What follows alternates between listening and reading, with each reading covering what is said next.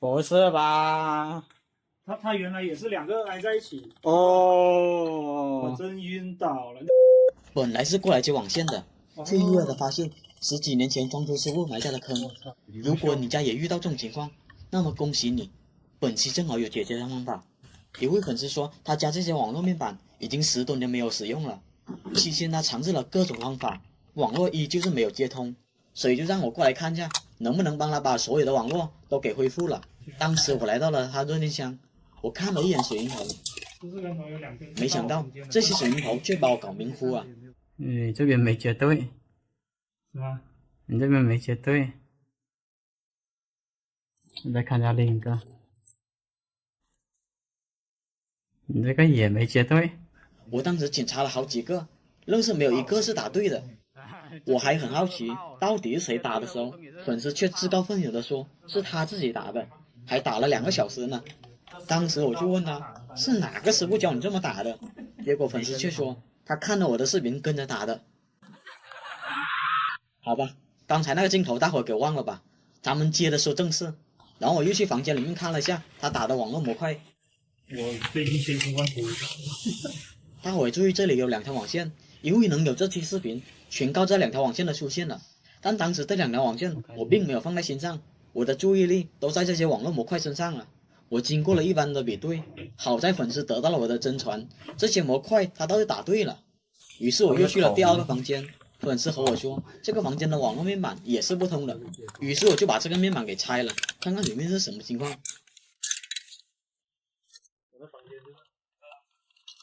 哎，这个倒是接了，接了是吧？看看，我看一下，看一下通不通。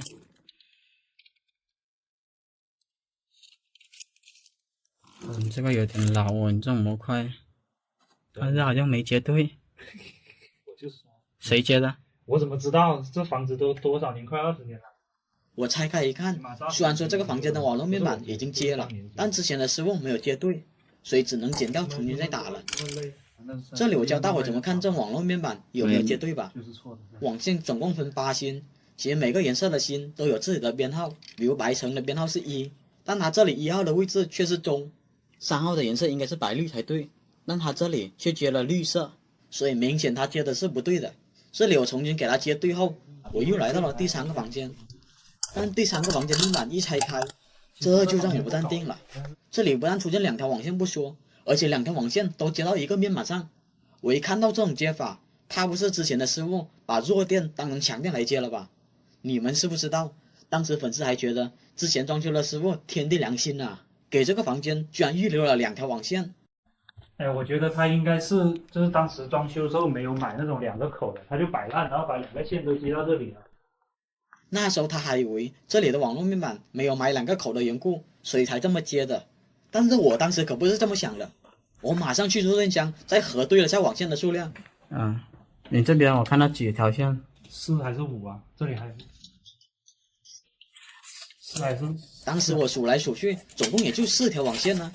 就是这就有点不对劲了。为什么3个房间出现了5条网线？当时我就有点不好的预感了，马上拿着行卷仪，先去第2个房间测一下，看一下第2个房间的线有没有通到热电箱。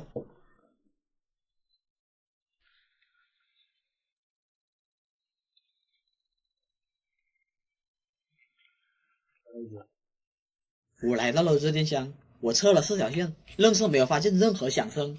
这个时候我就意识到了问题的严重性了。就在那一刻，我已经脑补了10多年前的师傅是怎么个走线法了。接下来我就验证一下我的猜测吧。看看外面有没有？不用看外面了，我知道了，我知道了。来吧，我知道了。它是通到这里的。这么溜！我已经知道了。哇！你为什么要搞这种啊？哦，果然第2个房间的网线就是通到这里的，这下我有种更不好的预感了。大伙还记得我来到第1个房间还有2条网线吗？该不会第3个房间也是没有通到热电箱，而是直接来到第1个房间了吧？我就怕它串到另一个房间，那就有的玩了。于是我就马上拿水卷仪来测一下。在这里吗？只有这个口啊，看看。不是吧？它原来也是2个挨在一起。哦。这样的话，这线都不通了，全部都不通了。这样的话，2个房间就废了。这个呢？这个就是去往客厅的了。这个就去往客厅的了。我说他怎么这么良心，接2条线？原来是串联网络。你有交换机不？真是怕啥来啥，还真的被我猜对了。我先说一下这种布线的严重性吧。这样布线的话，就意味着2号和3号房间网络压根就没办法接通了，因为网线不能像电线那样接在一起的。正确的布线应该是每个房间都有独立的网线通到弱电箱，再由弱电箱的路由器统一把数据传输到各个房间才行。但是无奈的是，目前弱电箱只有一条线是通向房间1的，房间2、3是没有任何网线的，所以目前的情况就是无法直接把网络传输到房间2和3。不过好在这种还是有补救的方法的，就是有点丑罢了。那就先在房间1增加一个交换机，先把网络传到这个交换机上。这样做可以理解成插座孔不够用了，自己增加了个插排，然后这个交换机再把网络传到3号房间。这样的话，1号房间和3号房间也可以同时有网络了。接着我们再来到3号房间，那边的交换机已经把网络传过来了，但2号房间也需要网络，所以这里只能再增加一个交换机。当然这里还有一种低成本的做法，就这里直接4芯，另外4芯留给2号房间就行了。但是这样做的话，会导致2个房间只能是摆着网络，粉丝可舍不得他的千兆网络，他宁愿丑一点，也要在这里加上交换机。看到这里，很多人是不是很疑惑，我为什么不直接打寻头省事，而是上这个模块？我只能说，客户是上帝，人家要求怎么整，咱就怎么整。就这样，增加了2个交换机后，1楼3个房间网络终于都通了。但是我好奇的是，路灯墙多出来的3条网线又是干嘛的？当时粉丝和我说，其实2楼也有网络面板，于是我就去了2楼看一下，原以为2楼的情况会好一些，毕竟路灯墙还有3条网线。但是让我没想到的是，2楼的情况和1楼一样糟糕。这个房间的网线也是串到另一个地方的，然后另一个地方又串到了这里，最终再串到弱电箱。没想到之前的师傅这种骚操作，让一个好好的家庭网络，愣是凭空多出4个交换机来。他这种布线方式，直到10几年后才被人家发现，不知道他这时候还有没有干这行。如果有的话，估计好多业主都要哭了。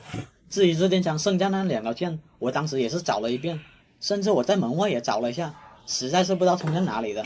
好了，在这结尾我说一下，小胡已经很长一段时间没有遇到疑难杂症的案例了，每次所到之处基本都是秒修，这些素材压根就拍不成视频，所以下一期依旧是解决家庭网络故障的案例，没什么难度，希望大伙喜欢。他们这里办理了500兆宽带，但 WiFi 总是卡得很，就连电脑插上网线，网页也打开得很慢。让我过来看看什么情况。有意思的是，我过来看见了少见的东西，这种是网络 IP 电话。这种电话不同的是，它是插网线通过网络打出去的，所以网络不好的时候，电话通话都很卡。他这边给我提供了一段通话卡顿的录音。手机打5天内修好了东西，是服务做下5星的电话欢迎我们点个5星好。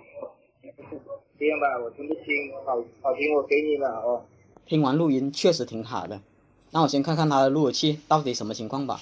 这是一个典型的家庭路由，上面插满线了不说，这里还连接了一个交换机，这交换机上也插了许多网线。那我先测试一下它们光猫网速如何吧，毕竟这里是所有的网络源头。有些光猫接上电脑需要拨号才能上网，我这里演示一下我电脑的拨号过程。用户名就是你的宽带，一般这些信息都会写在你光猫上。拨号成功后，我这边来测一下网速是多少吧。经过测速，确实有500兆宽带，那没理由啊，500兆的宽带就几台电脑用，按理说不应该卡啊。我把宽带插回路由器，我们再测试一下，看看网络发生了什么变化。没想到我测试的时候连1兆都不够，吓得我赶紧检查了下线路，我也没插错线啊。我再次测速的时候发现这会好多了，但是只有63兆，没理由啊，刚才还有500兆呢。我马上看一下这路由器的端口速率是多少，原来这个路由器只支持100兆宽带，真的是浪费了这500兆宽带。但奇怪的是，按理说应该能跑到100兆啊，为什么测速只剩下63兆了？这个时候我就要搞清楚路由器上面的网线是干嘛的了，没准这些网线是拖慢网速的罪魁祸首呢。这条线是连接光猫的，是没问题的。第2条线是把网络分到交换机上的，暂时也是没问题的。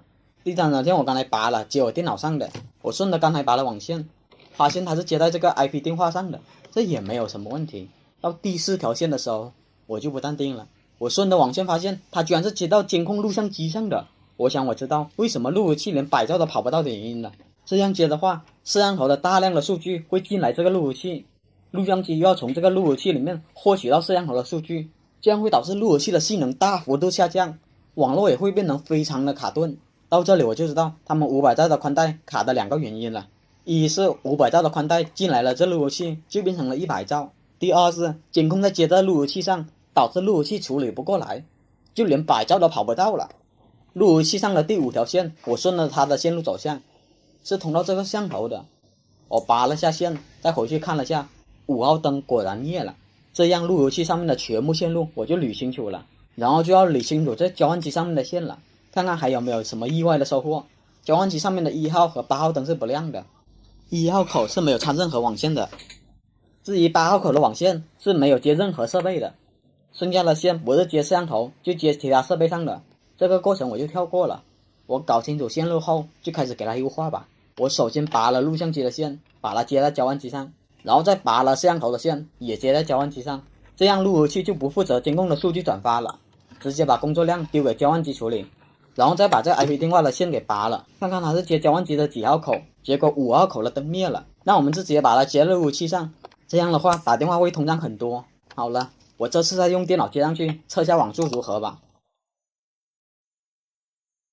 怎么样？我就这么换了下线的位置，从刚才的 7.79 MB 变成了现在的 11.1 MB， 是不是很神奇？不过我建议他更换更好的路由器，不然这500兆的宽带就真的浪费了。下一期是5星级酒店的网络维修案例。